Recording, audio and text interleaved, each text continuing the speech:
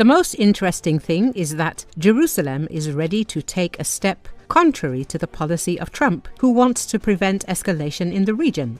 American intelligence has received new information that Israel is preparing to strike Iran's nuclear infrastructure, CNN reports. The new intelligence was based on the public and private communications from senior Israeli officials, as well as intercepted Israeli communications and observations of Israeli military movements that could suggest an imminent strike. The source writes that the Israeli government has not yet made a final decision regarding the strike, but its likelihood has increased over the past month. The readiness of the strike is indicated by the end of air exercises and the movement of a large number of airborne projectiles. At the same time, it is possible that Israel has decided to simply intimidate Iran into abandoning key aspects of its nuclear program. Analysts say the Israeli Prime Minister wants to prevent Tehran and Washington from reaching a nuclear deal, while Netanyahu does not want to damage relations with Trump, which are already strained by differences over security issues in the Middle East. American intelligence officer Jonathan Panikoff believes that Israel will not strike Iran's nuclear facilities without Trump's informal approval. However, the United States will not participate in such a strike if it does take place. Experts say Jerusalem will not be able to completely destroy Tehran's nuclear infrastructure without help from Washington. Iran's supreme leader, Ayatollah Ali Khamenei, said US demands that Tehran stop enriching uranium are excessive and outrageous. State media reported, voicing doubts over whether talks on a new nuclear deal will succeed.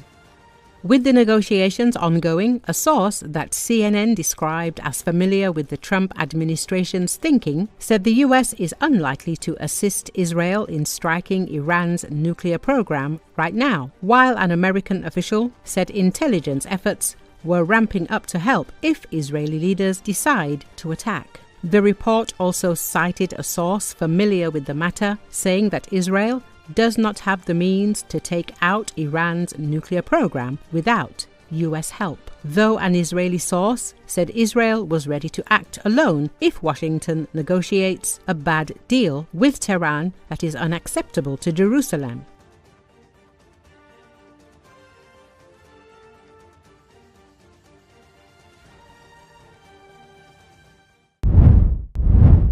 President Vladimir Putin visited Russia's Kursk region for the first time since Moscow claimed that it drove Ukrainian forces out of the area last month, the Kremlin said Wednesday.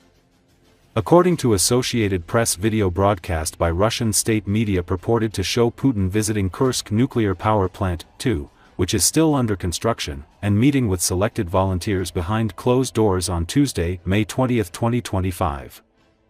Many of the volunteers wore clothes emblazoned with the Russian flag and the Latin letters Z and V, which are symbols of Russia's invasion of Ukraine. What you are doing now during this difficult situation for this region, for this area, and for the country, will remain with you for the rest of your life as, perhaps, the most meaningful thing with which you were ever involved, Putin said as he drank tea with the volunteers. Ukrainian forces made a surprise incursion into Kursk in August 2024 in one of its biggest battlefield successes in the more than 3-year war. The incursion was the first time Russian territory was occupied by an invader since World War II. Since the end of 2023, Russia has mostly had the advantage on the battlefield, with the exception of Kursk. Putin's unannounced visit appeared to be an effort to show Russia is in control of the conflict, even though its full-scale invasion of its neighbor has been slow and costly in terms of casualties and equipment, amid recent US and European proposals for a ceasefire that Putin has effectively rejected. Ukraine, the US, and South Korea said that North Korea sent up to 12,000 troops to help the Russian army take back control of Kursk, and Russia said on April 26 that its forces had pushed out the Ukrainian army. Kiev officials denied the claim.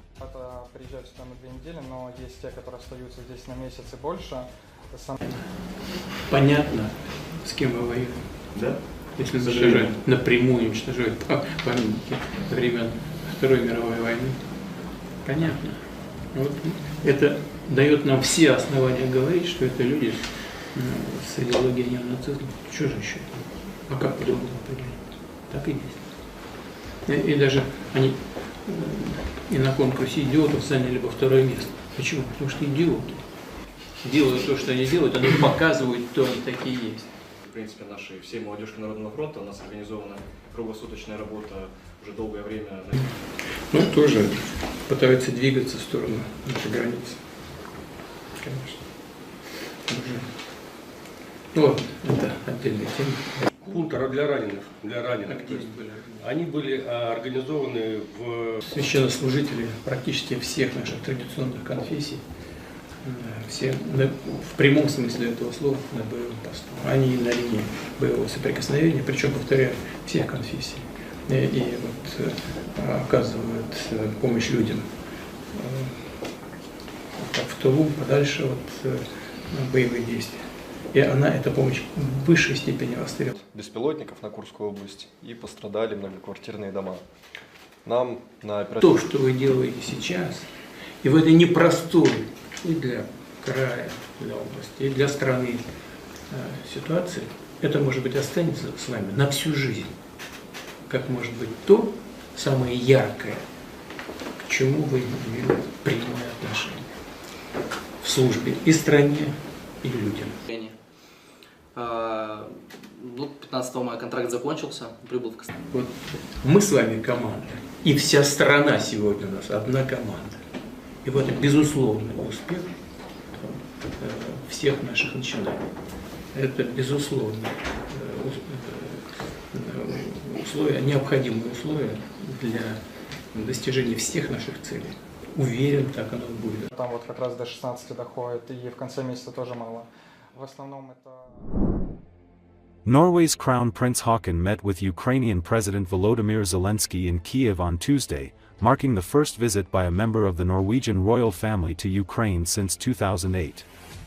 According to Associated Press, the Crown Prince and Ukrainian President greeted each other and inspected a guard of honor before introducing one another to their accompanying delegations. Haakon was accompanied by Norwegian Minister of Energy Tarja Aasland. During a meeting between the pair, Zelensky thanked the Crown Prince for Norway's backing since the start of the Russian invasion. "We are thankful for Norwegian people and to your government and for such big support from the very beginning of this war," Zelensky said. In a post on his social media following the meeting, Zelensky added the pair talked about strengthening energy stability. "We appreciate Norway's contribution of $450 million to Ukraine's energy security," Zelensky posted. Thank you so much for receiving me. No, it was pleasure. It was pleasure. And our delegations. Yes, this is our Sophia. So beautiful. Very good.